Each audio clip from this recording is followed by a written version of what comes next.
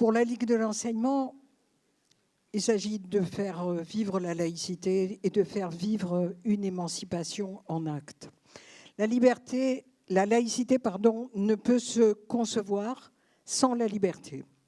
Elle suppose l'égalité en droit des citoyennes et des citoyens. Elle repose également sur l'acceptation fraternelle des différences, voire des identités, en ne posant que deux conditions finalement.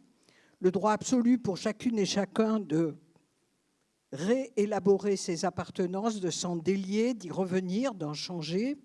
Et quelles que soient ses convictions, la nécessité pour chacune et chacun de respecter l'ordre public démocratiquement débattu et défini. Ce rappel rapide permet finalement de tordre le cou aux approximations et au travestissement. La laïcité n'est pas une simple tolérance, elle n'est pas non plus une option, elle n'est pas un courant culturel, une famille spirituelle comme une religion ou une philosophie, elle n'est pas une idéologie, elle n'est pas une opinion.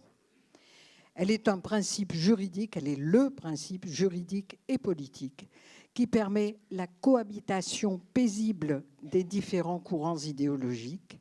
Elle n'a de sens que comme garantie d'un vouloir vivre ensemble harmonieux, d'une sociabilité apaisée, d'autant plus que la société gagne en diversité culturelle.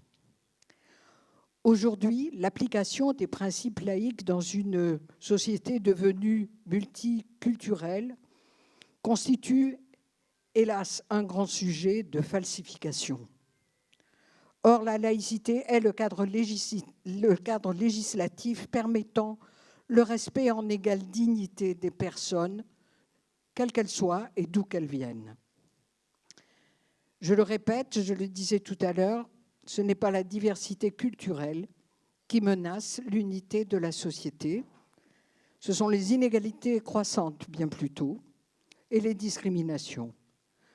Aussi, penser la laïcité aujourd'hui, s'engager à la défendre lorsqu'elle est fragilisée, dévoyée par les discours populistes, oblige à s'interroger, sans doute, sur la façon dont notre République démocratique, laïque et sociale tient ses promesses ou ne les tient pas. Ce n'est pas non plus la laïcité qui aujourd'hui restreint les libertés publiques. La multiplication des cas de pression, de censure sur les œuvres, sur les artistes par exemple, le montre, l'Observatoire de la liberté de création pourrait le documenter. C'est particulièrement vrai pour les spectacles jeunes publics ou les ouvrages jeunes publics qui sont soumis à censure. L'application du contrat d'engagement républicain, la loi de 2021, tout cela doit aussi nous interroger. Pour un mouvement comme le nôtre, évidemment, il s'agit de pédagogie. Et il importe pour nous de démontrer que quantité d'idées reçues, savamment entretenues, n'ont rien à voir avec la laïcité. Je le disais tout à l'heure, former à l'esprit critique. Comme disait Jean Rostand, former les esprits sans les conformer.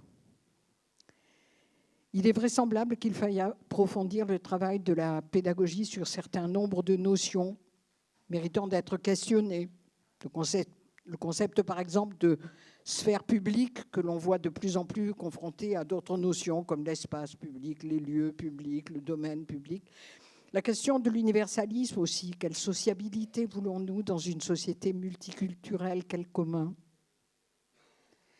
Nous avons à approfondir des sujets tels que la question de l'identité, par exemple, qu'il convient de travailler contre les logiques d'assignation et les logiques xénophobes. L'identité n'est rien de scandaleux, elle n'est pas scandaleuse à la condition d'être éclairée par la fraternité.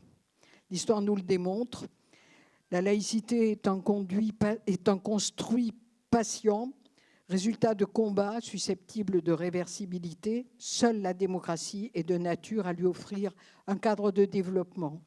La très préoccupante progression des extrêmes droites marque un affaiblissement de cette culture émancipatrice.